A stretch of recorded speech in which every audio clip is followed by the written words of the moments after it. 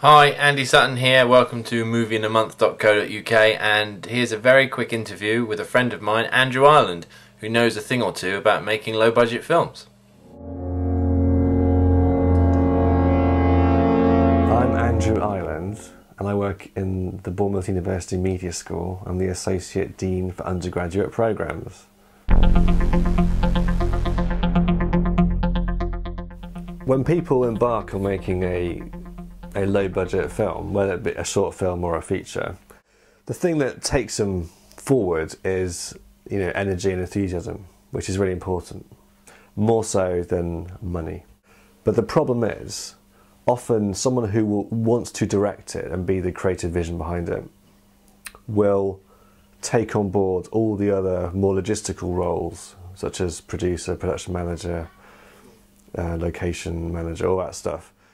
And in a sense, they are wasting their creative energy in sorting out those logistics and not actually developing the idea, the script, the kind of creative output. Often these films are marketed and word is spread about something to do with the fact that they are low budget, which can work. It can be an advantage because it can say, look, this film is different because it's, for example, in this case, all going to be contained within a month. That's quite different, which makes it stand out in terms of marketing, getting people interested in it. But at the end of the day, it can't just be about that. It's got to be about the story and how it's going to touch or affect the audience. That's what will give it longevity. So I think the challenge in particular for Movie in a Month is it's got to outlive that during its production life.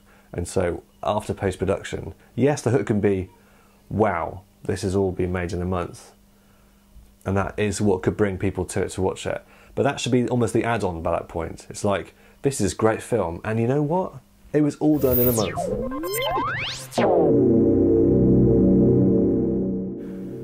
Obviously, when something is financially challenged, such as any low-budget feature would be,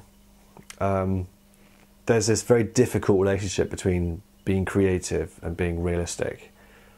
And ideally, you'd like to start off the script writing process without an instant cap on imagination, without thinking, oh, you know what, we won't even bother writing a first draft scene set in an aircraft or set on a helicopter, or because we can't afford it.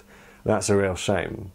Those kind of limitations, when they need to happen, should happen hopefully later on during the production process, when it becomes clear that you have to rule out some of those logistics for being too expensive. Yeah, I mean, a good story is more important than choosing the format to shoot it on. And again, lots of people I'm aware of would say, yeah, we're shooting our low budget feature, it's going to be shot on 35mm. Well, really, who cares? What is the film? It's exactly the sort of constraining factors from which good creativity flows, and it does help to keep a lockdown on costs that can quite easily spiral out of control, because time can easily spill out. People try and shoot films on weekends over a year or something. I just think that's lunacy, because you lose any sense of kind of pace and time, and obviously you get continuity errors of people's hair changing and things. Keeping it tight from the word go means that the crew and the cast all understand the time constraints of what's required of them, and it's far enough in the future to enable people to plan their time properly. The answer is, from me, of course one person can. Of course, they could write it, they could direct it, they could edit it, they could do camera, they could put lights up, they could hang microphones and monitor sounds. Would it be any good? Probably not, because filmmaking is it's a collaborative experience.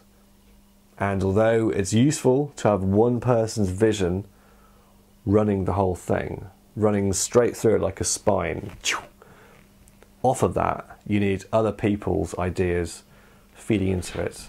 Actors should bring something to their performance. Lighting directors should bring their artistic design. Sound designers, of course, musicians, camera operators, everyone who totally understands their craft and how they feed into that collaborative experience. From that, you get a much better end product.